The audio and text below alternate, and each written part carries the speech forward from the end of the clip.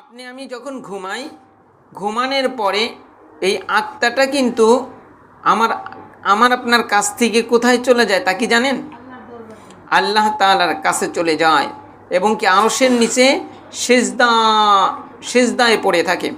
আরশের নিচে সিজদায় পড়ে থাকে। এই কারণে কোনো ঘুমন্ত ব্যক্তিকে যদি ডাক দিতে হয় তাহলে হয়তো তার পায়ে হাতাইতে হয় কিংবা মাথায় হাত রাখতে হয়, আস্তে আস্তে মৃদু মৃদু আওয়াজে ডাকতে হয়, কেননা ওই আত্মাটা আসতে সময় লাগে।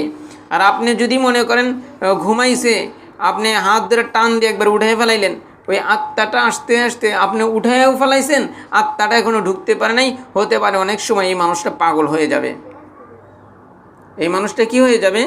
পাগল হয়ে যাবে। এই কারণে ঘুমন্ত মানুষকে জাগ্রত করার সুন্নত তরিকা হলো মৃদু মৃদু আওয়াজে ডাকতে হবে, আর মাথা কিংবা শরীরের কোনো জায়গায় হাত বুলাইতে হবে। তাহলে আসেন, তাহলে আত্মাটা হলো আল্লাহ তাআলার কাছে চলে যায়। আল্লাহ তাআলার কাছে চলে গিয়া সেইখানে কি চায়? আল্লাহ তাআলার কাছে অনুমতি চায় যে আমি কি আপনার ওই বান্দা কিংবা বান্দির আত্মার শরীরের ভিতরে ঢুকবো কি ঢুকবো না?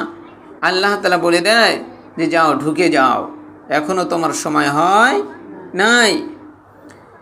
কিন্তু দেখেন, আমরা শরীর নিয়ে কিন্তু খুবই ব্যস্ত, শরীর নিয়ে খুবই ব্যস্ত, কিন্তু আত্মা নিয়ে আমরা একেবারেই ধরা চলে আমরা 1%ও কাজ করি না। শরীরের যেরকম আত্মা না থাকলে শরীরের কোনো মূল্য নেই, আত্মারও আবার জান আছে, আত্মারও আবার কি আছে? জান আছে। আত্মার জানটা হলো ঈমান। আত্মার জান কি? ঈমান।